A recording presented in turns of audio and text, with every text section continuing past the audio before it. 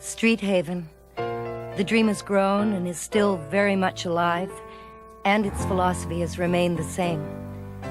It isn't what you dream or how, it's that you keep the possibility of dreams alive. Much has happened at Street Haven since its 20-year celebration in 1985.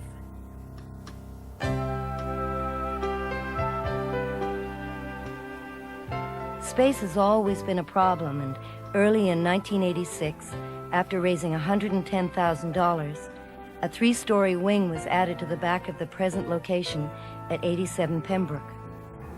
This space provided room for 5 more emergency beds, bringing the total to 20. A new kitchen and dining room was added to accommodate an increased number of residents and women dropping in from the community. More office, counseling, and program space is now available too.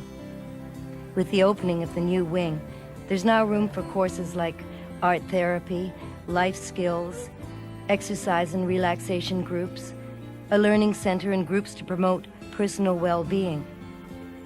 Even technology has made an appearance here.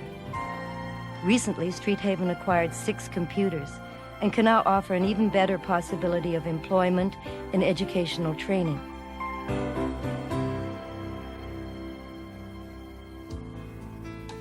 Executive Director Peggy Ann Walpole has long advocated the theory that when homeless women are given support to live independently, with a feeling of security, they will begin to start turning their lives around. To that end, Joubert House was opened at 91 Pembroke Street in October of 1986, named in memory of 41-year-old Trina Joubert, who froze to death in December '85 in an abandoned pickup truck in downtown Toronto. Joubert House provides a home with high support for 6 women, all of whom have long histories of psychiatric problems and homelessness. Here, under supervision of an outreach staff member from Street Haven, they learn the first steps to living in a normal society. By paying a percentage of their income from welfare or other social programs as rent subsidy, the women learn the responsibility of budgeting and begin to acquire a sense of self-worth and dignity. To date, Joubert House has been a very successful bridge between hostel life and total independence. Long-term residential treatment programs for women with a variety of problems such as drugs, alcohol, and conflict with the law are a grave concern. In August 1987, Grant House, operating previously for 9 years in Beaverton, Ontario, was reopened as a 10-bed facility in a gracious old house in central Toronto. The average length of the program is 6 months, or longer as needed. With hard work and skilled staff guidance, the women learn to help themselves towards achieving their goal of independent living. Volunteers have always been the backbone of Street Haven, and now their commitment and involvement is even more crucial in light of the expanding programs and services. To meet the increased need for volunteers, a volunteer manager was hired.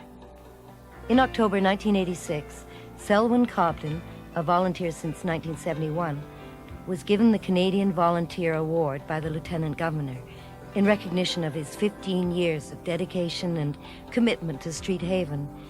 Selwyn represents many things, but perhaps most importantly, he provides a positive male role model to women who have often known only physical, sexual, and mental abuse.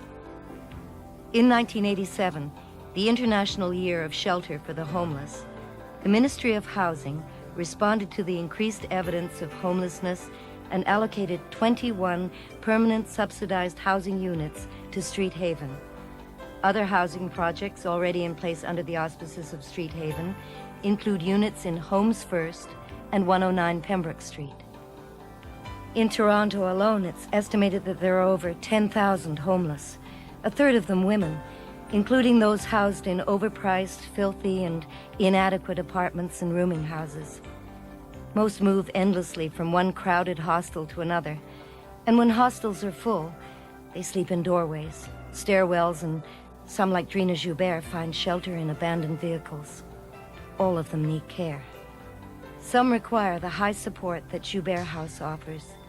others the low support of subsidized housing. Many need the long-term counseling offered by Grant House. Most need the skills training courses and support services offered at Street Haven. They all need help now.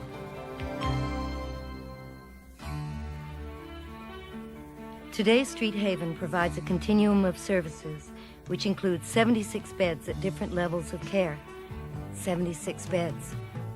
A big leap from 1965, but small when you think of the overwhelming need in this, one of Canada's richest cities. Funds are essential to provide that care, and the drive for funds is an ongoing one. At Street Haven, dreams don't die.